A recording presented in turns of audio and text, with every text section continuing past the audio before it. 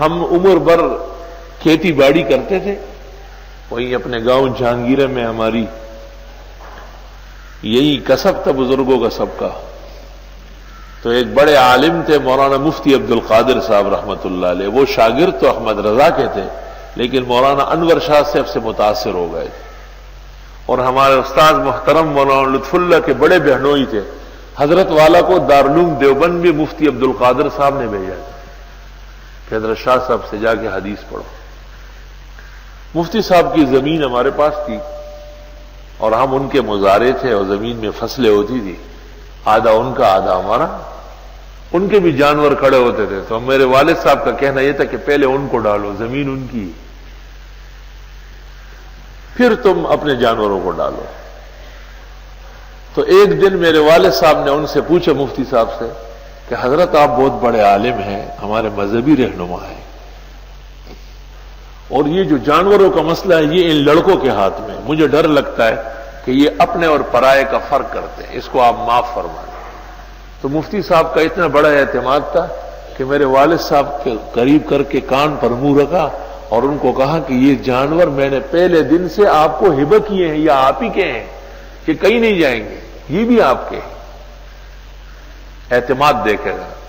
تقریباً 34 سال وہ زمین ہم نے استعمال کی ہے، اور الحمدللہ بڑے اچھے تعلقات اور بہترین محبت تھی.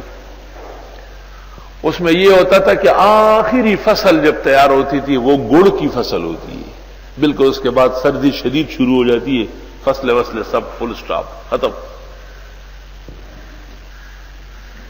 تو اس کی وہ گانی چلتی ہے دیہاتوں میں، گنے سے رس نکال کے وہ پھر کڑائی میں پکتا ہے، اس کا گڑ بنتا ہے.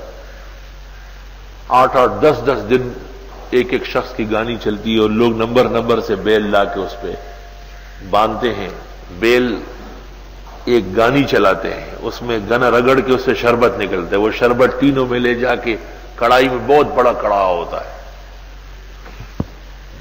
وہ جو گنا دیتے ہیں اس کو کہتے ہیں پیڑو، پیڑا دیتے ہیں، اور وہ جو گڑ بناتا ہے وہ کہلاتا ہے گڑو، اور اس کے نیچے جو آگ جلاتا ہے اس کو کہتے ہیں جوکی. مستقل اصطلاحات ہے اس کی. آخری رات جب ہوتی تھی، جب فصل مکمل ہو کے گڑ سارا تیار ہو کے تقسیم ہوتی تھی، آدھا گڑ ادھر جا رہا ہے مفتی صاحب کے گھر اور آدھا گڑ ہمارے گھر.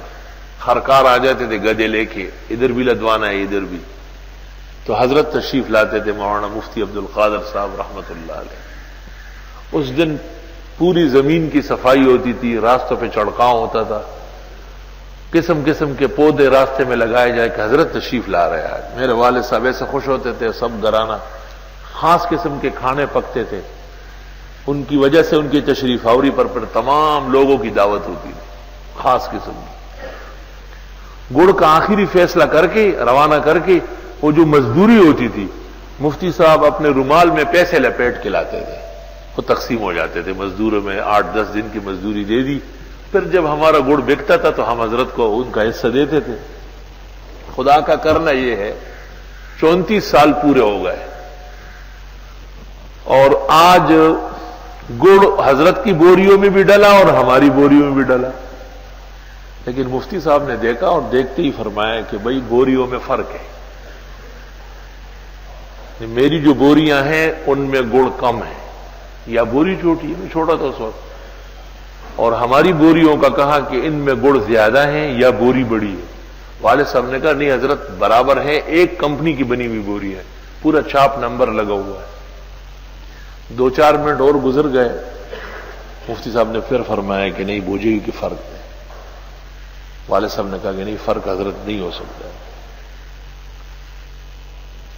اور میرے والد صاحب باقاعدہ بار بار باہر نکل کے سر سے ٹوپی اتارتے تھے اور کہتے تھے کہ یا اللہ میری عزت رکھ. ہمیں حیران ہو رہا کہ کیا ہوا، کیوں اتنے پریشان ہیں. مفتی صاحب بھی مصر تھے کہ گڑ میں گڑبڑ ہے، ہمیں کم دے رہے ہیں، اور والد صاحب بھی مصر تھے کہ نہیں بالکل صحیح تقسیم ہوگی. جس وقت خرکار آیا اور اس کے اٹھانے کے لیے، تو میرے والد صاحب نے حضرت سے پھر دریافت کیا کہ حضرت آپ کا وہ شبہ اب بھی برقرار ہے کہ آپ کی بوریوں میں گڑ ہم نے کم ڈالا ہے. تو حضرت نے فرمایا کہ جی بالکل. تو حضرت نے والد صاحب نے کہا، اس کا شیر حسن نام تھا خرکار کا، کہ شیر حسن ہماری جو بوریاں ہیں یہ حضرت کے ہاں لے جاؤ، زمین تو ان کی ہے، اور حضرت کی بوریاں جن میں گڑ کم ہے یہ ہمارے گھر اتارو. اور حضرت سے پوچھا کہ حضرت ٹھیک ہے یہ؟ اور انہوں نے کہا کہ نہیں اس کی ضرورت نہیں، کوئی بات نہیں. اب والد صاحب نے کہا نہیں بات تو آگے ہے، یہ تو ختم ہو گئی، ہوگا یہی. جب گڑ روانہ ہو گیا تو والد صاحب نے سب لوگوں کو بٹھایا اور کہا کہ میں نے 34 سال سے حضرت کی زمین میں محنت کی اس خوشی میں کہ مفتی صاحب کا مجھ پر اعتماد ہے. آج پتہ چل گیا کہ ان کا اعتماد نہیں. محمد عاقل غریب ضرور ہے لیکن شک اور حرام رزق کھانے والا نہیں. آج مفتی صاحب کے ساتھ جو ہری فصلیں ہیں ہری تقسیم ہوگی، اور اس وقت کے 10 منٹ بعد میں آپ کا مظاہرے نہیں. مفتی صاحب نے بڑی منت کی، لوگوں نے، والد صاحب نے کہا کہ جو بات کہی وہ اٹل ہے اور فصلیں تازی تقسیم ہوگی ہری.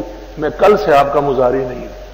میں نے پوری زندگی جس قدر گزاری ہے وہ اس خیال سے یہاں آتا جاتا تھا اور دیکھتا تھا کہ آپ خوش ہیں اور ایک بہت بڑے عالم کی دعائیں مجھے حاصل ہیں، اور آج پتہ چلا کہ آپ نے میرے رزق پر شبہ کیا ہے، اس لیے میں کل سے یہ کام نہیں کروں گا.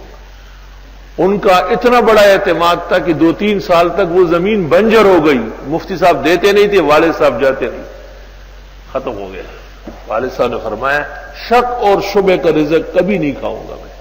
الحمدللہ اللہ تعالیٰ نے اس عاجز اور فقیر کی ولادت ایسے گھر میں اور ایسے افراد سے کی. یہ ضرب المثل وقت ہے، اس لیے میں نے قرآن کے صفحے میں اس کو بیان کیا. اس کے بعد سن لے، یہ نہیں ہے کہ جیسے دنیا کے لوگ ناراض ہو گئے تو بس ناراض ہو گئے. میرے والد صاحب جب سن لیتے تھے کہ حضرت ہمارے محلے میں تشریف لائیں تو میرے والد صاحب جوتا نہیں پہنتے تھے، جوتا پہنے بغیر ان سے ملنے جاتے تھے اور فرماتے تھے کہ ہم نے حضرت کا رزق کھایا ہے. اختلاف تو ایک تھوڑا سا وقت کا ہے. جوتا ہم پیچھے سے دوڑتے ہوئے لے جاتے تھے اور والد صاحب حضرت سے ہاتھ ملا کے گلے مل کے ان کو بٹھا کے پھر جوتا پہنتے تھے. جب تک مفتی صاحب بیٹھے نہیں ہوتے والد صاحب بالکل نہیں بیٹھتے تھے، کہتے تھے کہ حضرت کا رزق کھایا ہے. اور پوری زندگی یہ تعلیم دی کہ اس گھرانے اور اس خاندان کا ایک فرد بھی یہاں آ جائے ہمارا افسر ہے، ان کے پورے آداب بجا لاؤ. اور اس اختلاف کو اور ناراضگی کو کبھی لب پر بھی نہیں لائے، زبان پر بھی نہیں لائے، اور ہر حال میں فرماتے تھے کہ حضرت دین کے بہت بڑے عالم ہیں، ہمارے سرپرست ہیں اور ان کی اقتداء میں ہم کو جنت جانا ہے، کبھی بھی ناراض نہیں کریں گے. اور مفتی صاحب بھی جب پورا مجمع لگا ہوتا تھا، بڑے بڑے علماء اور میرے والد صاحب داخل ہو جاتے تو چارپائی سے اٹھنے لگتے تھے کہ محمد عاقل آ گیا. لوگ کہتے تھے کہ وہ تو ایسے ہی بے پڑھے آدمی ہے، علم نہیں ہے ان کا. کہتے تم نہیں جانتے ہو نا، میں بڑے بڑے علماء کو اس پہ قربان کرنے کے لیے تیار ہوں. والحمدللہ علی ھذا.